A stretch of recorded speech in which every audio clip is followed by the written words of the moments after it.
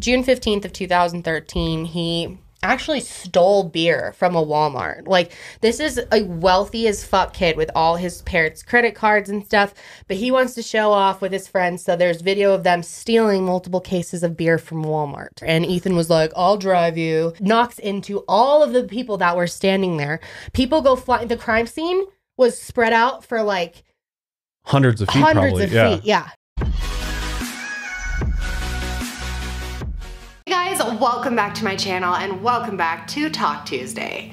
So today's video is very interesting, and I recently heard about this after a documentary came out called The Twinning Reaction. And I have always been fascinated by the idea of twins. What it would be like to have a twin, what would it be like to have someone with pretty much your same DNA rolling around. Like, I just think that's so interesting. But can you imagine finding out that you had a twin in your adulthood that you had missed out on your whole life? Check out this video of these two girls that were adopted and separated when they were super young in China. Two 10-year-old girls got the surprise of a lifetime when they discovered they had a twin sister living across the country. Audrey and Gracie were separated at birth.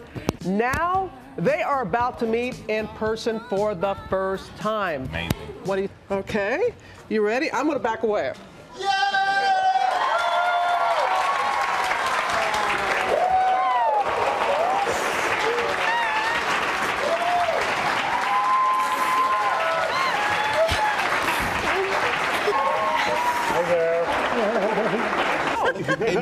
Oh, can I just touch you? Oh, you're doing good. It's very overwhelming. It felt like there was somebody missing, so it was like, now it's complete. Okay. It's complete. And you all... Can you imagine if those girls didn't get to meet each other until they were almost 50 years old? Well, that's reality for a lot of people. I'm gonna be telling you today about a very interesting experiment that should have never happened and how it happened. First of all, it's important that we talk about Louise Wise Services. This is an adoption agency in New York that was first founded in 1916, and it was originally for Jewish babies and to connect families who wanted a Jewish baby with a Jewish baby. Now this is Howard Burak. He grew up in upper New York City in Rockland County. When he was 35 years old in 1998, he became extremely curious about where he came from. Like anyone who is adopted would probably be curious about who their mother was, who their father was, if they ever had siblings, if there's, you know, family out there that they're missing. So he decided to write to the Louise Wise Services adoption agency and ask for his records. This was when he was informed that he had an identical twin brother that he was separated from at 6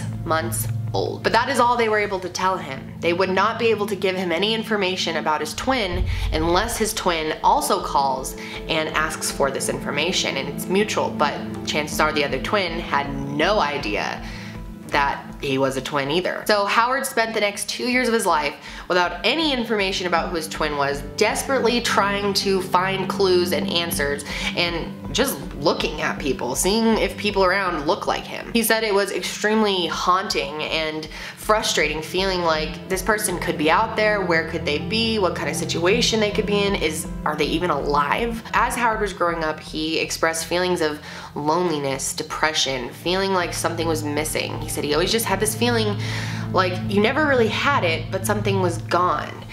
And you can't really put your finger on what it is, which is probably a terrible feeling. But in 2004, Louise Wise Services started going out of business. As they were shutting down, there was a woman there who had cancer and was dying. She knew she was going to die, and she had some information to tell. She called up Howard and she told him who his twin was, his name and everything, how to find him. And she also told him that the reason I'm telling you this is because I'm gonna die and, you know, I have nothing to lose, but if anyone found out that I told you this, I'd be in big trouble. So Howard's twin was named Doug Roush, who's living in Columbus, Ohio, and they reunited. How you doing? How you doing, man? 2 years after finding out his brother existed, Howard is finally getting to meet him in person. Get in the mirror. It's definitely an eerie feeling. I'm gonna look at you, and I just want to out of tone yesterday. The mind thing going on. Howard said it was the strangest thing ever that it was like looking in the mirror, but it was someone you didn't know. I mean, I'm sure it was just trippy as hell. Very interesting to note from an astrology point of view too. You know, twins, most of the time their birth charts are pretty much the same, if not like slightly different, so their life paths can be similar. Not exactly what happens, but similar timing, similar events. When Doug and Howard compared their lives, they couldn't believe the similarities. Both of them had 3 kids at around the same time, so the kids were about the same age. They both coached hockey for their kids, which is odd because neither of them even played hockey as a child, but they both ended up with kids who loved hockey so much that they ended up coaching. Just so random. They got married the same year, 1992. And this one's really weird, but they also both hate condiments. Now I am like the condiment queen. I love me some good condiments. Mustard, ketchup, ranch, whatever it is. They did not like any dressings or condiments, which I find to be very unusual. I mean, leave a comment if you don't eat any condiments either, but to eat nothing, like I've definitely heard of people that don't like mustard or ketchup or whatever, but to just not like any type of sauce or condiment at all is very unique, and it's very odd that both of them are like that. I also focused on another set of twins, a woman named Sharon Marella. And Lori Shinseki, who is the person who created the documentary The Twin Reaction, actually helped Sharon find her twin sister. Sharon was adopted by Louise Wise Services in 1966. She was 48 years old when she found out she had a twin that she had been missing her entire life. She actually found her twin on Facebook, they started talking, they hit it off, and it was really odd too because they both named their youngest child Joshua. However, they actually had a falling out because Sharon really wanted to take this story public and share what Louise Wise Services did and be in the documentary, be part of the media, and her twin sister did not want to. They had a big fight over it and they no longer talk, which is incredibly sad considering they spent the first 48 years of their lives not even knowing each other. But Sharon did get to connect with her birth mother, which was really awesome. Her mother said that she never forgot her twins and was heartbroken when she found out later on that they were separated and would never have agreed to let them be separated if she had known, but she found out about it after it had already been done. This even happened for triplets. In 1980, 3 19-year-old men, all from the New York City area, Robert Shaman, Eddie Galland, and David Kalman, discovered that they were identical triplets separated at birth by Louise Wise Services. And it's like they had been missing each other all of this time. What kind of cigarettes do you smoke? Marlboro. Do you all smoke the same brand? Yes. I was curious, how's their taste of women? Is it similar? Yes, definitely. Did you laugh as much before you knew one another? I don't think so. I don't think we were ever this happy. Serious. I don't think we were ever this happy. Oh, this is a magic moment, guys, with the violin. This magic really? moment. It really completed our lives. There were actually rumors and news stories about possibilities that Louise Wise Services was separating babies, but there was never any truth to it, so it was always kind of controversial. These twins had been separated, sometimes at a really young age. They originally did not want to separate twins that had already spent time together, so they wanted it to be right at birth. But it turns out that Doug and Howard were separated after 6 months of being together. They were just ripped from each other. All of these babies were placed with families who were deceived about their origin. None of them knew that they had twins or triplets, or else they probably would have adopted all of them. And it turns out that whenever they were given up for adoption, they were also secretly, without permission, enrolled into a secret study. All of the people that were in these experiments remember the same things happening. Strangers just coming into their house and being with them, watching them, and asking them questions. They would make home movies of them, math questions, school questions. They were all given several different IQ tests, developmental tests, and this happened until they were about 10 to 12. They had all these notes about them. It was crazy. They would write notes about the parents saying that their house was dirty. So whose brilliant idea was this? Dr. Viola Bernard. She was actually a really respected consulting psychologist, and she considered herself to be an expert on the bond of twins and triplets. However, she believed that twins would do better if they were separated and raised separately. She did this test with one of her friends, Dr. Peter Neubauer. So the parents thought that their children were in some type of test about them being really intelligent, that their kid was gifted or something.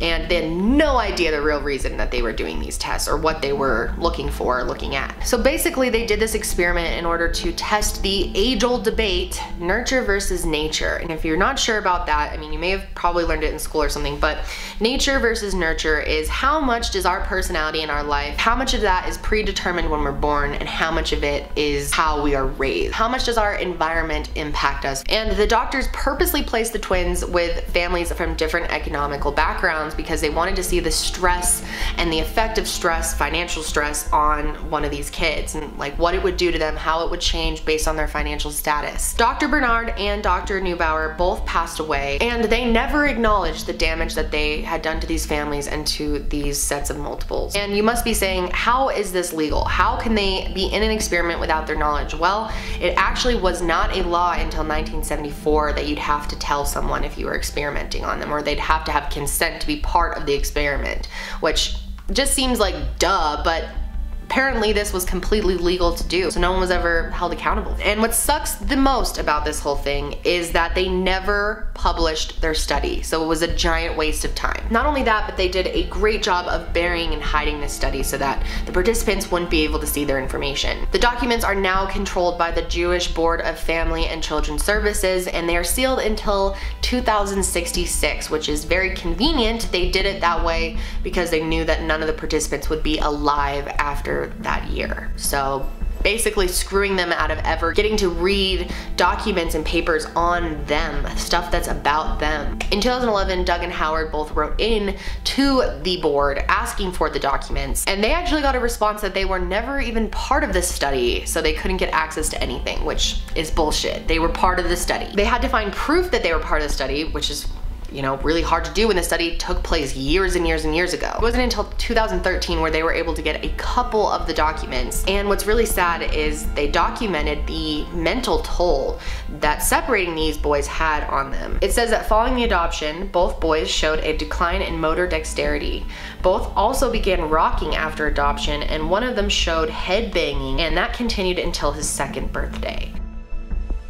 As of right now, there are 15 children known to be part of the study, although there's probably a lot more. And a lot of these people have serious mental health issues, and 3 of them, 3 out of 15, committed suicide. And one of them is Eddie, one of the triplets that I showed you earlier. 15 years after he was reunited with his brothers, he took his own life because he couldn't get over all of that time that he'd spent without them. And the toll that this experiment took on these people is insane. When Louise Wise Services went out of business in 2004, all of their records were sent to Spence Chapman Agency in New York. They've reached out to them obviously multiple times trying to get any information about the study, and they just straight up don't call them back. So only the Jewish board has the right to release these documents. And their most recent statement said this: "The Jewish board has been and will continue to be committed to providing individuals identified as part of the study access to their records in a timely and transparent manner. We do not endorse Dr. Neubauer's study, and we regret that it ever took place." So basically the biggest debate here is,